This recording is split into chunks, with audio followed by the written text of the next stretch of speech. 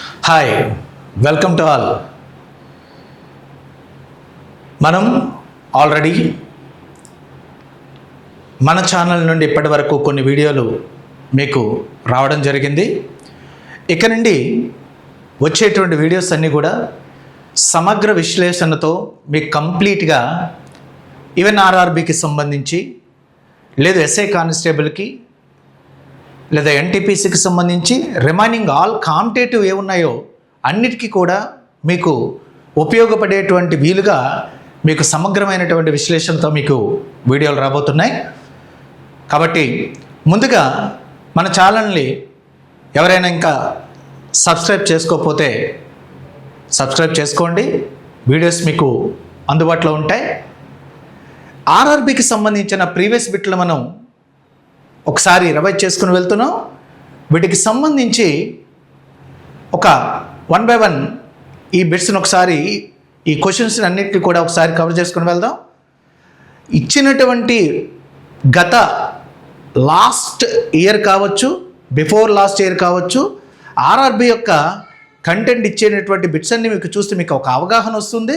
ఎందుకంటే ఎలాంటి బిట్లు ఇస్తున్నాడు, ఎటువంటి చాప్టర్స్ నుండి మీకు ఎక్కువగా ఈ యొక్క క్వశ్చన్స్ అడుగుతున్నాడు అనేటువంటి విధానంలో మీకు ఒకసారి మీరు వీడియోస్లో మీరు చూస్తూ ఉంటే మీకు క్లియర్గా అర్థమైపోతుంది ఎక్కువగా ఎటువంటి లెసన్స్లో మనకి క్వశ్చన్స్ అడుగుతున్నాడు అనేది. సో ముందుగా చూద్దాం. అంచుల కంటే మధ్యలో సన్నగా ఉండే కటకాన్ని డాష్ అంటారు. ఏ కుంభాకార కటకం, బి పుటాకార కటకం, సి ప్లేనో పుటాకార కటకం, డి ప్లేనో కుంభాకార కటకం.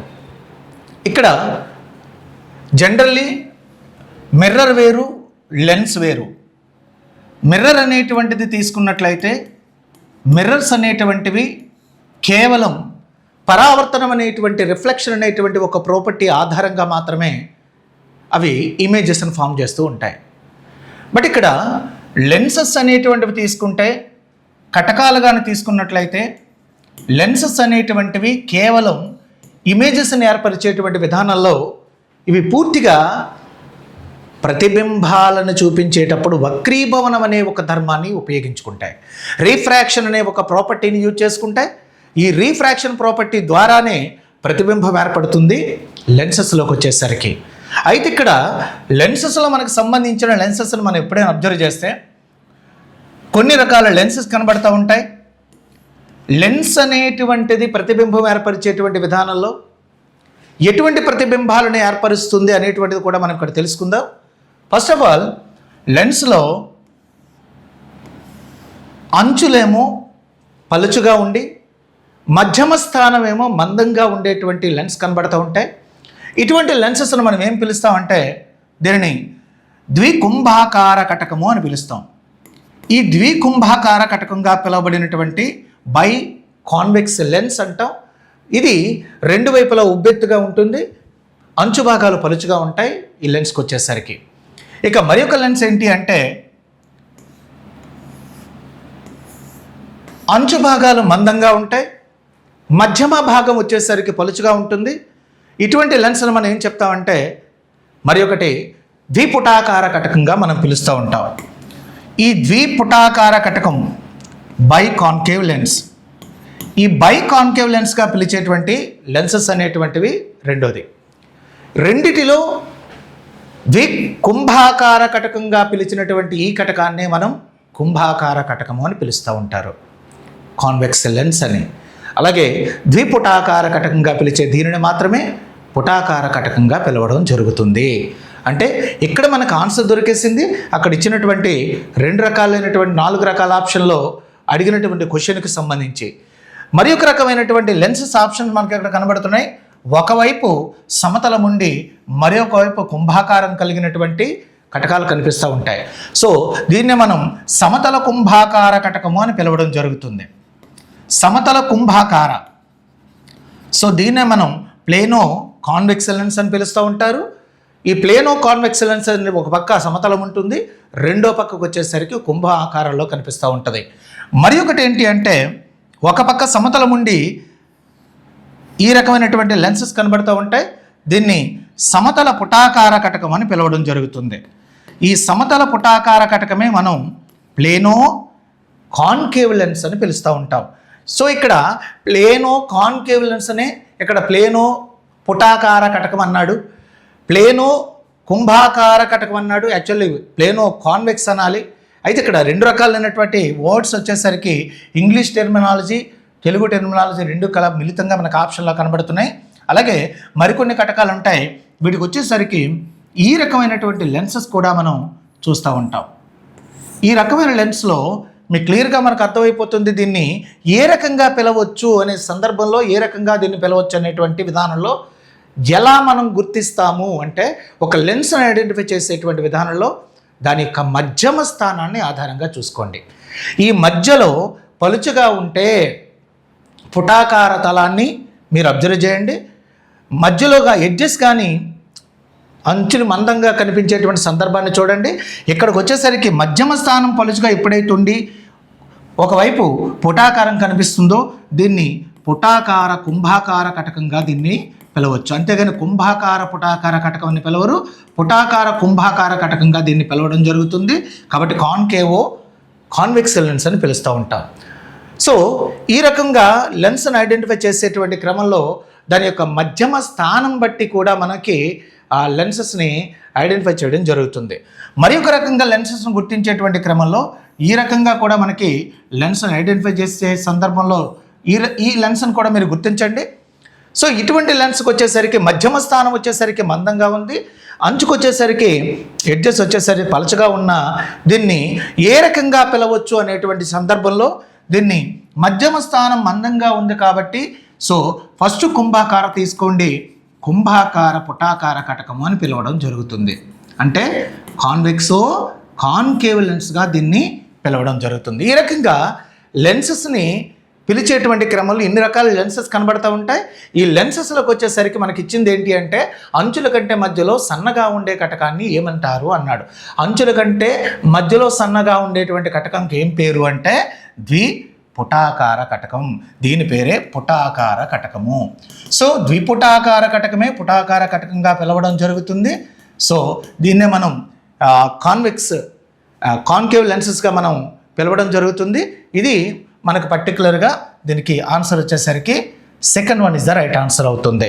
కాబట్టి లెన్సెస్ అనేటువంటివి ప్రధానంగా ఎప్పుడు కూడా ఇవి ప్రతిబింబాలు ఏర్పరిచే క్రమంలో వీటి గుండా కాంతి కిరణాలు ప్రవేశించేటప్పుడు ఆ ప్రవేశించే కాంతి కిరణాలు వక్రీభవనం అనేటువంటిది చెందడం ద్వారానే మాత్రమే ఇమేజెస్ని ఏర్పరుస్తూ ఉంటాయి ఏ లెన్స్ అయినా కానీ. కాబట్టి ఇక్కడ లెన్సెస్లో ప్రతిబింబాలు ఏర్పడేటువంటి సందర్భాలు మీరు ఎప్పుడైనా ఐడెంటిఫై చేసేటప్పుడు మీకు ఇక్కడే మనం తెలియపరుస్తున్నాం. దర్పణాలకు మీకు ఐడియా ఉంటే దర్పణాలలో రెండు రకాల దర్పణాలు ఉన్నాయి. ఒకటి కుంభాకార దర్పణము, రెండు పుటాకార దర్పణము. సో ఈ కుంభాకార దర్పణానికి ఏ లక్షణాలు ఉంటాయో పుటాకార కటకానికి అవే లక్షణాలు ఉంటాయి. అలాగే పుటాకార దర్పణానికి ఏ లక్షణాలు ఉంటాయో కుంభాకార కటకానికి వచ్చేసరికి అటువంటి ప్రతిబింబ లక్షణాలే కనబడుతూ ఉంటాయి. కాబట్టి దీన్ని అవగాహన చేసుకునే క్రమంలో ఈ లెన్సెస్ పేరు పెట్టే క్రమంలో ఈ రకంగా మనం చూస్తాం. మరి యొక్క క్వశ్చన్కి వెళ్దాం. ఓవర్లోడింగ్ మరియు షార్ట్ సర్క్యూట్లను నిరోధించడంలో సహాయపడే డొమెస్టిక్ ఎలక్ట్రిక్ సర్క్యూట్లలో అవసరమైన భద్రతా పరికరం ఏది? మనకు తెలుసు మన ఇంట్లో ఓవర్లోడింగ్ జరిగేటప్పుడు కానీ షార్ట్ సర్క్యూట్లు జరిగేటప్పుడు కానీ మన ఇంట్లో విద్యుత్ పరికరాలు కావచ్చు, విద్యుత్ వలయాలన్నీ కూడా ఓవరాల్గా కాలిపోయే సందర్భాలు చూస్తాం. సో ఇక్కడ విద్యుత్ వలయాలు కాలిపోకుండా లేదా షార్ట్ సర్క్యూట్ జరగకుండా ప్రధానంగా ఓవర్లోడింగ్ నుండి కాపాడేటువంటి పరికరం ఏదైనా ఉంది అంటే ఇక్కడ మనం ఒకసారి ఆప్షన్లు చూస్తే ఏ నిరోధకము అన్నాడు. సో నిరోధకం ఏం చేస్తుంది? వెళ్ళేటువంటి విద్యుత్ ప్రవాహం ఏదైనా తేగకుండా వెళ్తే ఆ వెళ్ళే విద్యుత్ ప్రవాహాన్ని ఆపుతుంది, అడ్డుకుంటుంది. కాబట్టి వెళ్ళేటువంటి విద్యుత్ ప్రవాహాన్ని నిలుపుదల చేసేటువంటి వన్ ఆఫ్ ద ఏదైనా పరికరం ఉంది అంటే ఎటువంటి లక్షణం ఉంది అంటే ఆ లక్షణమే ఇక్కడ నిరోధం లేదా నిరోధకంగా మనం చెప్పుకుంటాం. కాబట్టి ఇది మనం వెళ్ళే విద్యుత్ ప్రవాహాన్ని మాత్రమే నిరోధిస్తుంది. ఇక్కడ షార్ట్ సర్క్యూట్లు నిరోధించడంలో ఇది పనికిరాదు. మరి ఒకటి ఎవరు అంటే ఇక్కడ తీసుకునే వాటిల్లో కెపాసిటర్స్ అనేటువంటివి తీసుకున్నట్లయితే కండెన్సర్స్ అంటూ ఉంటాం మనం. ఈ కండెన్సర్లు మనం ఫ్యాన్లో చూస్తూ ఉంటారు మీరు. ప్రధానంగా ఈ ఫ్యాన్లో కనిపించేటువంటి వాటిలో వెనక మీద భాగాన ఉండేటువంటి ఒక తెల్లని ఒక స్తూపాకారపు డొక్కులు మనకు కనబడుతూ ఉంటాయి. ఈ పరికరాలు మనకి ఈ కండెన్సర్లు అంటే ఇదివరకు మనకు ట్యూబ్లైట్లలో స్టార్టర్స్ ఉండేవి. ఈ స్టార్టర్స్ కూడా వన్ ఆఫ్ ద కండెన్సర్గా మనం చెప్పుకుంటూ ఉంటాం. కండెన్సర్లు ఏం చేస్తూ ఉంటాయి అంటే ఇది విద్యుత్ ఆవేశాన్ని నిల్వ చేసేటువంటి ఒక పరికరాలు. సో ఎలక్ట్రిక్ ఛార్జ్ని స్టోర్ చేసేటువంటి విధానంలో ఛార్జ్ని స్టోర్ చేయడానికి ఈ కెపాసిటర్స్ అనేటువంటి పనికొస్తాయి. కాబట్టి ఛార్జ్ అంటే విద్యుత్ ఆవేశం. ఈ ఛార్జ్ని స్టోర్ చేసేటువంటి విధానంలో, విద్యుత్తును నిల్వ చేసేటువంటి విధానంలో ఈ ఛార్జ్ని ఈ కండెన్సర్లు ప్రధానంగా ఉపయోగపడుతూ ఉంటాయి. కాబట్టి ఎప్పుడైనా వలయంలో పరికరాలకు కానీ ఆ కరెంటు విద్యుత్ ప్రవాహం అందలేనప్పుడు ఆ ఛార్జ్ని ద్వారా కొంత ఛార్జ్ని స్టోర్ చేసి అందించడం జరుగుతుంది. తద్వారా పరికరం మరలా పనిచేయడానికి మనకి ప్రధానంగా పనికొస్తుంది ఈ కండెన్సర్స్ అనేటువంటివి. అయితే జనరల్లీ కండెన్సర్స్ అనేటువంటివి తీసుకునేటప్పుడు దీని యొక్క సింబల్ చూస్తే మనం ఈ రకమైన రెండు లాంగ్ లైన్ అంటే రెండు ఒకే ఈక్వల్ లైన్ సింబల్తో మనకు కనబడుతూ ఉంటుంది. So both are equal line symbol ఉంటుంది. ఈ కెపాసిటర్స్ అనేటువంటివి తీసుకున్నట్లయితే రెండు పలకలు ఉంటాయి. ఈ రెండు పలకలలో ఒకటి ధనావేశం పోగయ్యేటువంటి పలక ఉంటుంది, రెండోది రుణావేశం పోగయ్యేటువంటి పలక ఉంటుంది. ధన రుణావేశాలు వేరువేరుగా పోగవడానికి వీలుగా ఈ యొక్క పలకలు ఉంటుంది. ఈ పలకల మధ్య ఉండేటువంటి గ్యాప్ను బట్టే, ఈ మధ్య ఉండేటువంటి గ్యాప్ ఏదైతే ఉంటుందో పలకల మధ్య ఉండేటువంటి గ్యాప్ను బట్టి మనకి విద్యుత్ ఆవేశం నిల్వ సామర్థ్యం కూడా ఆధారపడి ఉంటుంది.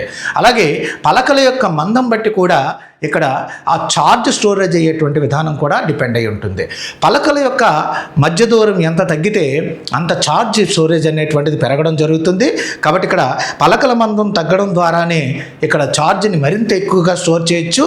దీనిలోకి వచ్చేసరికి పలకల యొక్క దూరం తగ్గడం ద్వారా, అలాగే పలకల మందం పెరగడం ద్వారా, థిక్నెస్ పెరగడం ద్వారా, ఆ థిక్నెస్ పెరుగుతున్న కొలది ఏమవుతుందంటే పలకలో ఆటోమేటిక్గా ఛార్జ్ స్టోరేజ్ పెరుగుతూ ఉంటుంది. కాబట్టి థిక్నెస్ పెరగడం అనేటువంటిది ఒక విధానం అయితే ఆ రెండు పలకల మధ్య దూరం తగ్గడం ద్వారా ఈ ఛార్జ్ని ఎక్కువగా మనం స్టోర్ చేయొచ్చు. ఇది ఒక రకమైనటువంటి పరికరం. రైట్, మరి ఒక రకమైనటువంటి పరికరం తీసుకున్నట్లయితే డయోడ్స్ అనేటువంటివి ప్రధానంగా ఎక్కడి నుండి తయారవుతాయో మనందరికీ తెలుసు. కేవలం ఏదైతే సెమీ కండక్టర్స్ ఉంటాయో, అర్ధవాహకాలు ఉంటాయో, సెమీ కండక్టర్స్ ఉంటాయో, ఈ సెమీ కండక్టర్స్ అనేటువంటివి నుండి తయారయ్యేటువంటి పరికరాలే ఈ డయోడ్లు. ఈవెన్ ట్రాన్సిస్టర్లు కావచ్చు, డయోడులు కావచ్చు, బోత్ ఆర్ రెండు కూడా సెమీ కండక్టర్స్ నుండే తయారవుతాయి. మనకు తెలుసు సెమీ కండక్టర్స్ అర్ధవాహకాలు అంటే ఏంటి అంటే ఈధర్ సిలికాన్ కానీ లేదా జర్మేనియం కానీ. సిలికాన్, జర్మేనియం వీటిని మనం సెమీ కండక్టర్లుగా పిలవడం జరుగుతుంది, అర్ధవాహకాలుగా పిలవడం జరుగుతుంది. కాబట్టి ఈ చిప్స్ అన్నిటిలో కూడా, ఈ ఎలక్ట్రానిక్ చిప్పులన్నిటిలో కూడా ఈ సెమీ కండక్టర్ ద్వారానే తయారవుతూ ఉంటుంది. అలాగే ఐసీలు, ఇంటిగ్రేటెడ్ సర్క్యూట్స్ అన్నీ కూడా ఈ సెమీ కండక్టర్ ద్వారానే తయారవుతూ ఉంటాయి. అలాగే డయోడులు, ట్రాన్సిస్టర్లు అన్నీ కూడా ఈ సెమీ కండక్టర్ ద్వారా తయారవుతాయి. డయోడులు, ట్రాన్సిస్టర్లు లేకపోతే అసలు విద్యుత్ వలయాలే ఉండవు. ఏ ఎలక్ట్రానిక్ పరికరానికైనా మూలాధారం, గుండె వంటివి ఏవైనా ఉన్నాయి అంటే ఈ యొక్క డయోడులు మరియు ట్రాన్సిస్టర్లతో కూడినటువంటి వలయాలే. కాబట్టి ఆధునిక ప్రపంచంలో ఆధునిక ఎలక్ట్రాన్ పరికరాలకు గుండె వంటివిగా ఎవరిని పిలుస్తారు అంటే అర్ధవాహకాలను పిలవడం జరుగుతుంది. అలాంటి అర్ధవాహకాలు, ఇలాంటి సెమీ కండక్టర్స్ కానీ తీసుకున్నట్లయితే ఆ సెమీ కండక్టర్స్ అన్నీ కూడా ప్రధానంగా సిలికాన్, జర్మేనియంతో తయారయ్యేటువంటి విధానంలో ఈధర్ డయోడులు కానీ ట్రాన్సిస్టర్లు కానీ తయారవుతాయి. డయోడ్ అనేటువంటి ఒక పరికరాన్ని తీసుకున్నట్లయితే ఇది దీని సింబల్కి వచ్చేసరికి ఒక పక్క యారో సింబల్ ఉంటుంది, రెండో పక్క ఒక లైన్తో ఉంటుంది. సో దీన్ని పిఎన్ జంక్షన్ డయోడ్గా మనం పిలవడం జరుగుతుంది. ఈ పిఎన్ జంక్షన్ డయోడ్ లేదా డయోడ్స్గా పిలిచేటువంటి పరికరాలు వచ్చేసరికి ప్రధానంగా ఎందుకు ఉపయోగపడతాయి అంటే ఈ డయోడ్ అనేటువంటిది రెక్టిఫైర్గా పనిచేస్తూ ఉంటుంది. సో ఈ రెక్టిఫైర్గా పిలవడం జరుగుతుంది. ఏంటి రెక్టిఫైర్ యొక్క యూజ్ ఏంటి? మనకు తెలుసు కరెంటుని మార్చే విధానం. ఏసీ కరెంటును డీసీ కరెంటుగా కన్వర్ట్ చేస్తూ ఉంటాం. ఏసీ కరెంటుని డీసీ కరెంటుగా కన్వర్ట్ చేసేటువంటి క్రమంలో ఏసీని డీసీగా మార్చడానికి ఈ రెక్టిఫైర్స్ అనేటువంటివి పనిచేస్తూ ఉంటాయి. ప్రధానంగా ఏసీ కరెంటు డీసీగా కన్వర్ట్ చేయడం అంటే సో మనకు తెలుసు, ఉదాహరణ ఛార్జర్ ఉన్నాయి, ఛార్జర్ అడాప్టర్ తీసుకొచ్చి మనం ప్లగ్లో పెడతాం. ప్లగ్లో పెట్టేటప్పుడు ఆ ప్లగ్ని స్విచ్ ఆన్ చేసిన మనకు ఆ వైర్ పట్టుకున్న షాక్ కొట్టదు. ఎందుకు అంటే ఆ అడాప్టర్స్ అన్నింటిలో కూడా ప్రధానంగా డయోడ్స్ ఉంటాయి. ఇది రెక్టిఫైర్లా పనిచేస్తూ ఉంటుంది. తెలుగులో దీన్ని ఏకదిక్కారి అని పిలవడం జరుగుతుంది. ఈ ఏకదిక్కారిగా పిలవడం జరుగుతుంది. ఇలాంటి ఏకదిక్కారిగా పనిచేసేటువంటి వన్ ఆఫ్ ద పరికరం ఏదైనా ఉంది అంటే దట్ ఈస్ ద డయోడ్. ఈ డయోడ్ యొక్క మరి యొక్క యూజ్ ఏంటి అంటే వోల్టేజ్ కంట్రోలర్. సో జనరల్లీ ఇది వోల్టేజ్ను నియంత్రించడంలో ప్రధానంగా డయోడ్ అనేటువంటిది ప్రధానంగా ఉపయోగపడుతుంది. వోల్టేజ్లను నియంత్రిస్తుంది అండ్ ఏసీ కరెంట్ డీసీ కరెంట్గా కన్వర్ట్ చేస్తుంది.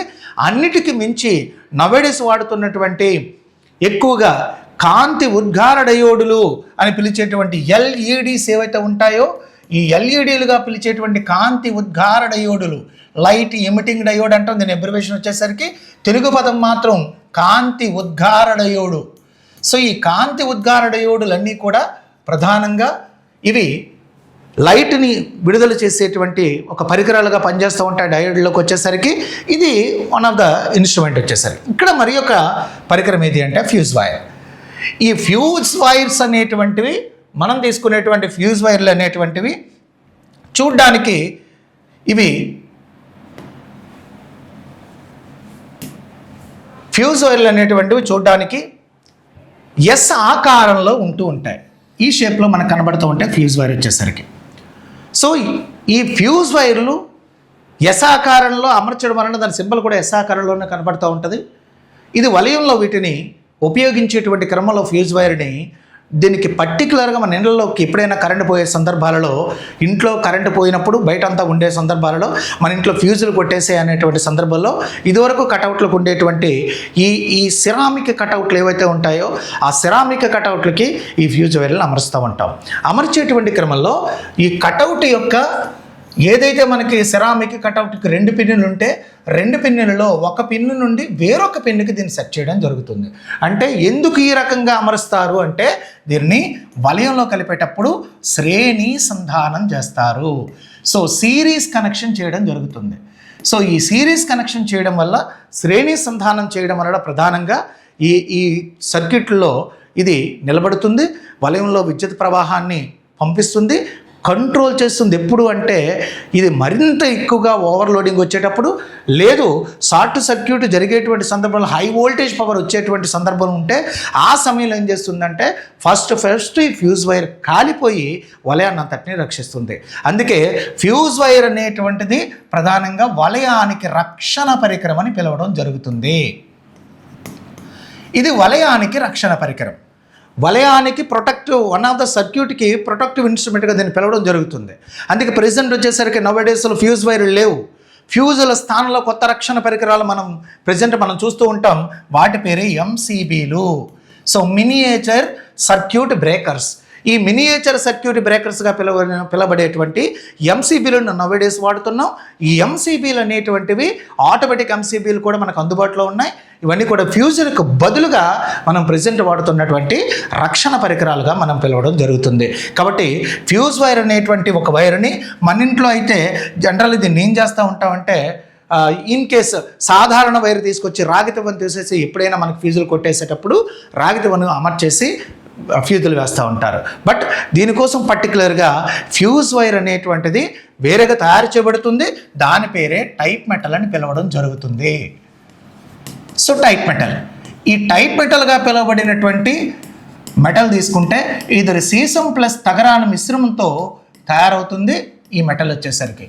సో లెడ్ ప్లస్ టిన్